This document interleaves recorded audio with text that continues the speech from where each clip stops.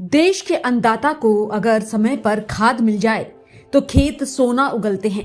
लेकिन बरसों तक हमारे किसानों ने यूरिया के लिए लाइनें झेली, लाठियां खाई और महंगे दाम चुकाए। आज उसी पीड़ा का जवाब असम की धरती से मिला है। नाम रूप में 12 लाख मीट्रिक टन क्षमता वाले नए उर्वरक संयंत्र की आधारशिला रखकर प्रधानमंत्री नरेंद्र मोदी ने साफ कहा, किसानों की ताकत से ही विकसित भारत बनेगा। ये सिर्फ एक फैक्ट्री नहीं, पूर्वोत्तर के किसान की मजबूत खेती और आत्मनिर्भर भारत की नींव है। नए उद्योगों की शुरुआत,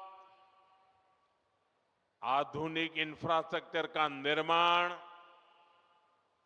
सेमीकंडक्टर्स, उसकी मैन्युफैक्चरिंग, कृषि के क्षेत्र में नए अवसर,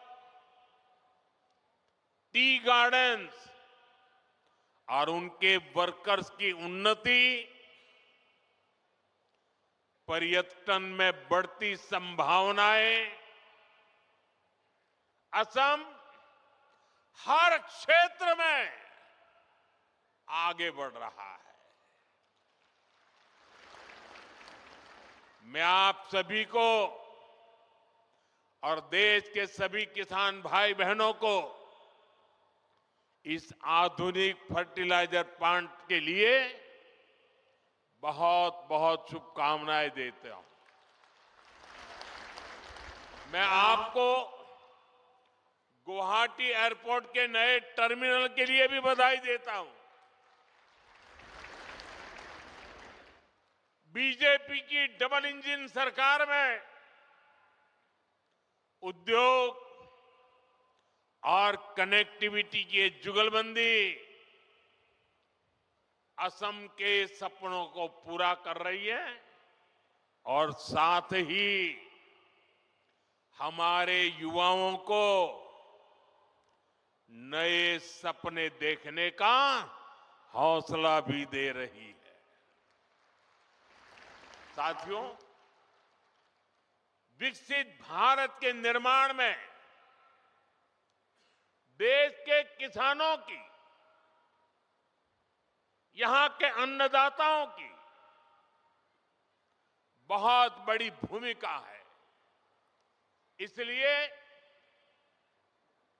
हमारी सरकार किसानों के हितों को सर्वोपरि रखते हुए दिन रात काम कर रही है। यहां आप सभी को किसान हितैषी योजनाओं का लाभ दिया जा रहा है। कृषि कल्याण की योजनाओं के बीच ये भी जरूरी है कि हमारे किसानों को खाद की निरंतर सप्लाई मिलती रहे। आने वाले समय में ये यूरिया कारखाना ये सुनिश्चित करेगा। इस फर्टिलाइजर प्रोजेक्ट पर करीब 11,000 करोड़ रुपए खर्च किए जाएंगे। यहां हर साल 12 लाख मैट्रिक टन से ज्यादा खाद बनेगी। जब उत्पादन यही होगा तो सप्लाई तेज होगी, लॉजिस्टिक का खर्चा घटेगा। साथियों, नाम रूप की ये यूनिट रोजगार, स्वरोजगार के हजारों नए अवसर भी बनाएगी। प्लांट के शुरू होते ही अनेकों लोगों को यहीं पर स्थायी नौकरी भी मिलेगी। इसके अलावा जो काम प्लांट के साथ जुड़ा होता है, मरम्मत हो, सप्लाई हो, कंस्ट्रक्शन का बहुत बड़ी मात्रा में काम होगा, यानी अनेक काम होते हैं। इन सब में भी यहां के स्थानीय लोगों को और खास करके मेरे नौजवानों को रोजगार मिलेगा। लेकिन भाइयों बहनों, आप सोचिए, किसानों के कल्याण के लिए काम बीजेपी सरकार आने के बाद ही क्यों हो रहा है? हमारा नामरूप तो दशकों से खाद्य उत्पादन का केंद्र था।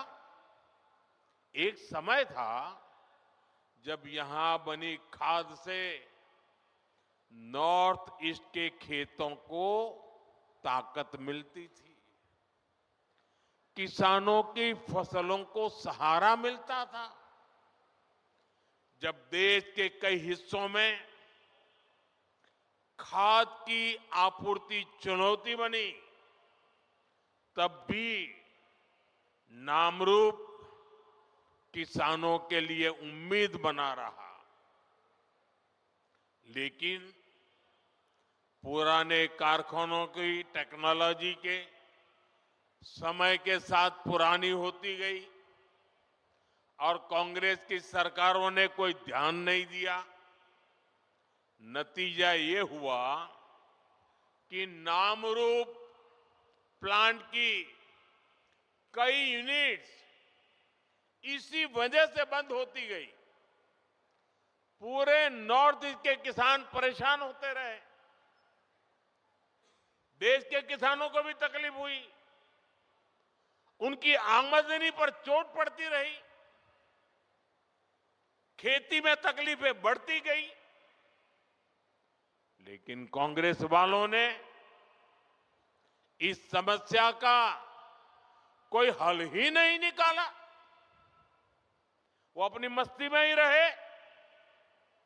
आज हमारी डबल इंजन सरकार कांग्रेस द्वारा पैदा की गई उन समस्याओं का समाधान भी कर रही है। साथियों, असम की तरह ही देश के दूसरे राज्यों में भी खाद की कितनी ही फैक्ट्रियां बंद हो गई थी। आप याद करिए, तब किसानों के क्या हालत थे।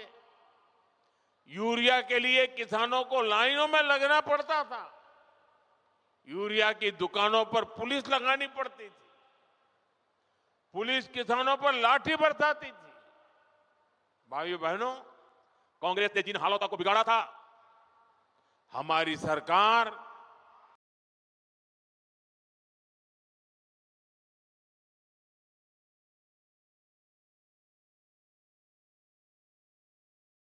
उन्हें सुधारने के लिए एड़ी चोटी की ताकत लगा रही है।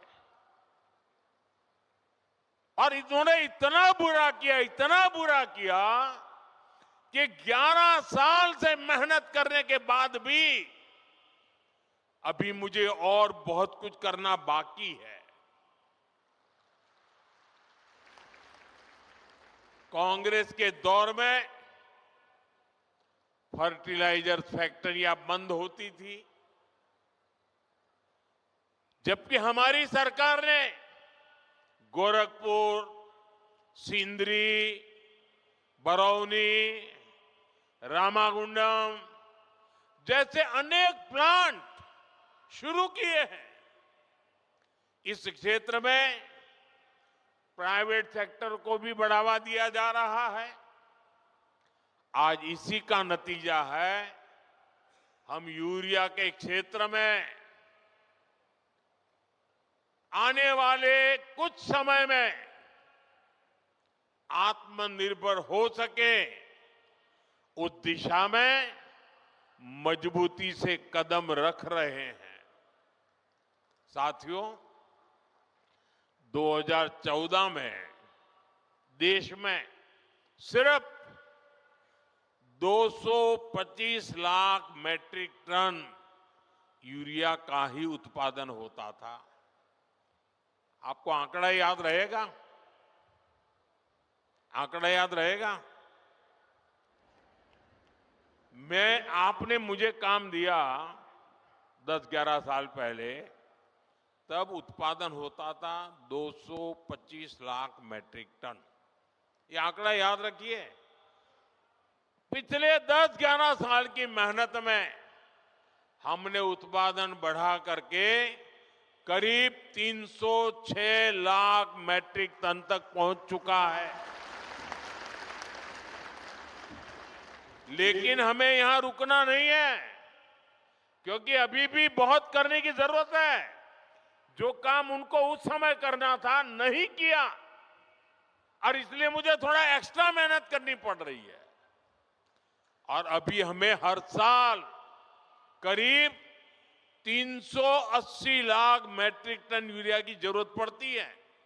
हम 306 पर पहुंचे हैं, 70-80 और करना है।